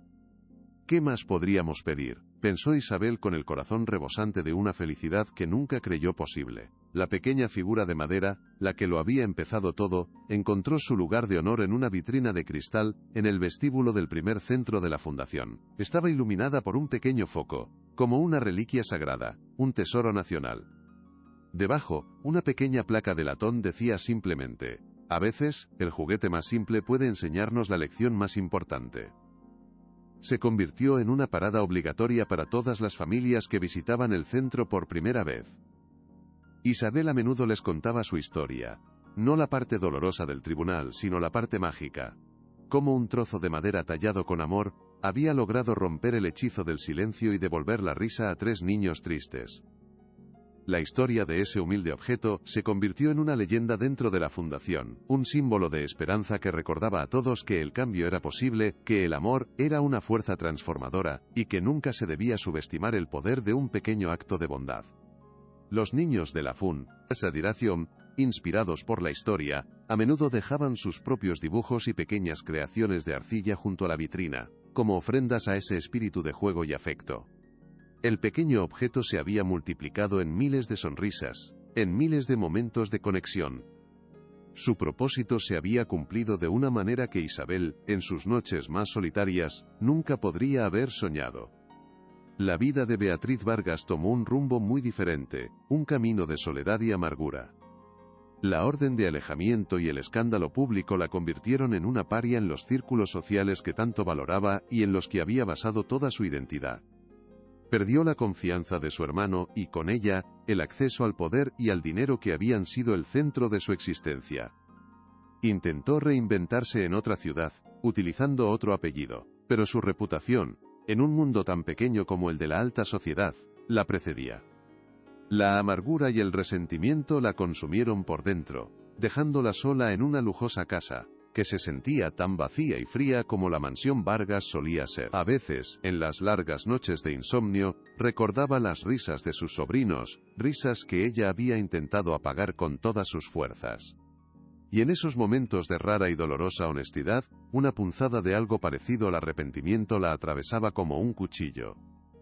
Se preguntaba qué habría pasado si hubiera elegido el amor en lugar de la ambición, la conexión en lugar del control. Pero eran pensamientos fugaces, rápidamente ahogados por el orgullo y la autocompasión. Su historia se convirtió en un cuento con moraleja entre la élite, una advertencia sobre cómo la codicia puede envenenar el alma y destruir los lazos familiares. Había querido controlar un imperio y al final, se quedó sin nada. ¿Por qué nadie me entiende?, se preguntaba a sí misma en la soledad, sin darse cuenta de que la respuesta siempre había estado frente a ella, nunca había intentado entender a nadie más. Los años pasaron, tejiendo una nueva normalidad llena de amor, estabilidad y un caos feliz. El verdadero legado de Isabel no se midió en los premios que recibió la fundación, ni en los titulares de los periódicos, sino en los momentos tranquilos y cotidianos que componen una vida. Se midió en las cenas familiares donde todos hablaban a la vez, en las noches de cine en el sofá con un gran bol de palomitas, en las conversaciones sinceras sobre los problemas de la adolescencia. Se midió en la forma en que Lucas, Mateo y Sofía se convirtieron en jóvenes compasivos, seguros de sí mismos, y con una profunda capacidad para la empatía, porque habían aprendido de primera mano lo que significaba ser amado incondicionalmente. Isabel y Alejandro nunca sintieron la necesidad de formalizar su relación con un papel. Su compromiso era visible para todos en la forma en que se miraban, en cómo se apoyaban mutuamente y en la familia feliz y unida que habían construido. «Hicimos un buen trabajo, ¿no crees?», le dijo Alejandro una noche, mientras Hubert veían a los chicos ya adolescentes ayudar a los niños más pequeños en un evento de la fundación. «Hicimos lo que teníamos que hacer», respondió ella, apoyando la cabeza en su hombro. «Les dimos un hogar. Y en el proceso, encontramos el nuestro». La felicidad, descubrieron, no era un destino al que llegar, sino un camino que se construía día a día. Con paciencia, perdón y mucho, mucho amor. El mensaje de su historia resonó de una manera que trascendió su propia vida, convirtiéndose en una especie de fábula moderna que se contaba en muchos lugares. Se contaba en los centros de la fundación, en las escuelas de trabajo social, e incluso en las reuniones de juntas directivas a las que Alejandro ahora asistía con una perspectiva completamente nueva sobre el éxito y la riqueza. La moraleja era siempre la misma, y llegaba con la claridad de una verdad universal. Demostraron que la vulnerabilidad no es una debilidad, sino una puerta hacia la conexión humana. Probaron que la verdadera fuerza no reside en el control y la perfección, sino en la capacidad de admitir los errores, pedir perdón y empezar de nuevo. Su vida juntos se convirtió en un testimonio viviente de que ninguna herida es tan profunda que no pueda sanar con el bálsamo del tiempo, la paciencia y el afecto genuino. La mansión, antes un monumento a la riqueza material, ahora era un monumento al poder del amor. Y cada vez que un niño reía en uno de los centros de El Rincón de la Marioneta, el eco de esa risa reafirmaba la lección que Isabel había enseñado al mundo. El tesoro más grande no se encuentra en las cajas fuertes, sino en los corazones que se atreven a abrirse y a amar sin condiciones. El cambio era posible para todos, solo hacía falta el coraje para empezar. 10 años después, El Rincón de la Marioneta era una institución nacionalmente reconocida, con 12 centros repartidos por toda España, que habían ayudado a cientos de familias a encontrar el camino de vuelta a la conexión y la alegría. La pequeña fundación, nacida de un acto de valentía, se había convertido en un movimiento poderoso, un faro de esperanza para innumerables niños y padres. El despacho de Alejandro en su imponente rascacielos ya no estaba decorado con premios de arquitectura, sino con fotos de sus hijos en diferentes etapas de su vida. En partidos de fútbol, en recitales de piano, en vacaciones familiares en la playa. Lucas, Mateo y Sofía, ahora unos adolescentes vibrantes y llenos de vida, eran voluntarios habituales en la fundación. Pasaban sus fines de semana jugando con los niños, escuchando sus historias y compartiendo la misma calidez que Isabel les había dado a ellos. Se habían convertido en la prueba viviente del éxito de la fundación, en jóvenes empáticos y resilientes que entendían el valor del afecto por encima de todo. Isabel y Alejandro, ahora socios en la vida y en el trabajo, observaban a menudo a sus hijos interactuar con los demás, sus corazones llenos de un orgullo sereno. Habían logrado romper el ciclo de dolor y soledad, creando un nuevo ciclo de amor. Una tarde de otoño, durante la celebración del 10º aniversario de la fundación, un joven Lucas subió al escenario para decir unas palabras. Sostenía en sus manos la figura de madera original, ahora desgastada por el tiempo pero aún con su sonrisa pintada intacta. «Mucha gente ve esto como un simple juguete», dijo, su voz clara y segura resonando en el auditorio lleno. «Para mi hermano, mi hermana y para mí, esto fue el principio de todo. Nos enseñó que no importa cuánto tengas, si no tienes a alguien que juegue contigo, no tienes nada.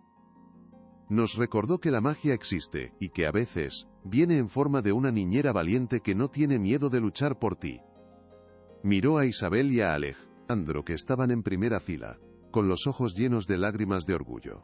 «Gracias a ellos, aprendimos la lección más importante de todas». Hizo una pausa, mirando al público con una madurez sorprendente. «El amor de verdad no se compra ni se impone, nace del corazón y sana las heridas más profundas. Y esa es una riqueza que dura para siempre».